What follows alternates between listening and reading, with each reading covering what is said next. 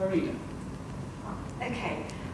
Well, I'm going to cheat a bit because I'm going to refer to two writers who I think are great political writers, and maybe say a little bit about each of them. The first one is Orwell, because we're all here in the name of the Orwell Prize, and this is actually what Orwell said about political writing. He said, "What I've most wanted to do is to make political writing into an art. My starting point is always a feeling of partisanship, a sense of injustice. When I sit down to write a book, I do not say to myself, I'm going to produce a work of art. I write it because there's some lie that I want to expose, some fact to which I want to draw attention, and my initial concern is to get a hearing. But I could not do the work of writing a book, or even a long magazine article, if it were not also an aesthetic experience." And I think that's quite interesting, because actually, to be honest, I disagree with quite a lot of it. I think that if you start out with the lie or the injustice, you can end up writing something terribly boring. And in fact, Orwell didn't do that.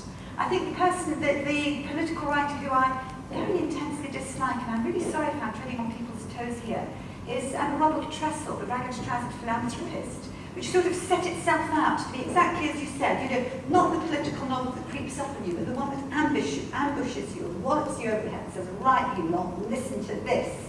And then, of course, it's done in such a way that not only do you feel that you're being preached to, but actually that he thinks that you're pretty stupid. And I think the one thing that a writer needs to do is to treat his or her readers as though they're of equal intelligence. And actually Orwell does that. He does that by leaving a lot to the imagination, by actually making readers do a little bit of the work as well. The second person who's really somebody I feel so passionate about is George Eliot. And I just want to read you a little bit from the Mill on the Floss, because although George Eliot doesn't come across as being a political writer, she really is. And what I love about this passage is that she's not only claiming her right to write about politics, but she's also saying how terribly difficult it is. And in a way, this is the dilemma for a writer. Not so much if you want to write about politics, but if you want to comment on society and be critical, you have to do it terribly carefully, because people aren't necessarily going to like you for it. In writing the history of unfashionable families, one is apt to fall into a tone of emphasis, which is very far from being the tone of good society. So she starts off by saying, good society doesn't like this emphasis, this hammering on.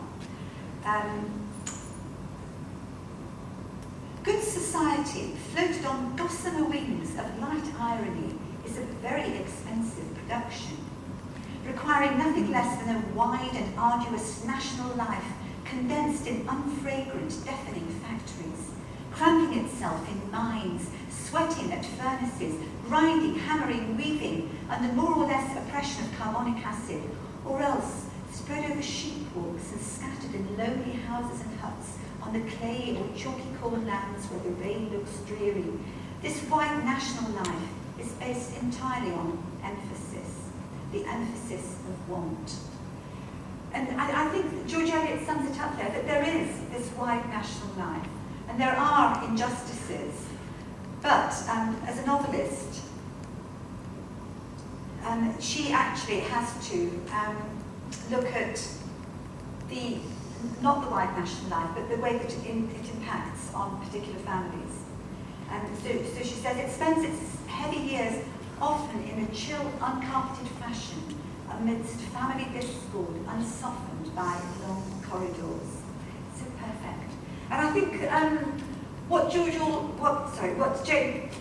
Eliot is saying is that it's very hard to write about this wider national life.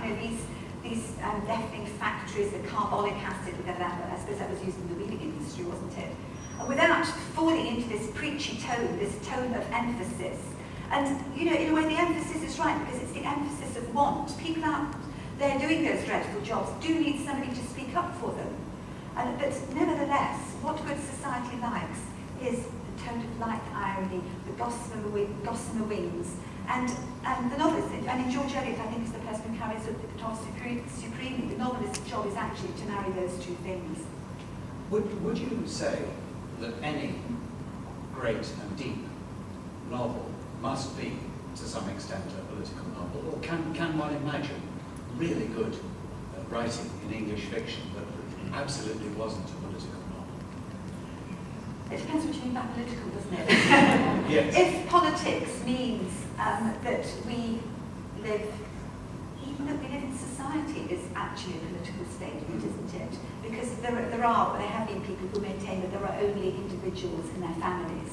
So I suppose, in a way, a novel that focuses only on individuals and their families is making a different kind of statement, saying, maybe that there is no such thing as society. But any novel that roots itself in society is, to some extent, a political novel. And I mean, I certainly enjoy novels that do that, but I'm willing to go into a sort of deep exploration of the human soul as well. It's not something that interests me as a writer, but it does interest me as a reader. You know, I'm very happy to explore the individual psychology of a psychopath, you know, who's been sort of damaged by his weird parents, or something which doesn't seem to have any social or political context. I'm happy to go there, and I think that you can have good novels like that, but I must admit it's not what interests me. Is Thackeray, in any sense, a political novelist? Oh, yes. I mean, yes, he is in a different way to George Eliot. I mean, Thackeray is a kind of the ironist with the light touch. I must admit, I've only read Vanity Fair, and I don't know what the other ones are like. But it's such a delight, because, well, I suppose Thackeray is a satirist, and I think satire is one sort of perfect form of political novel. I think Animal Farm is a satire in a way that maybe 1984 isn't. I don't know, you have to tell us about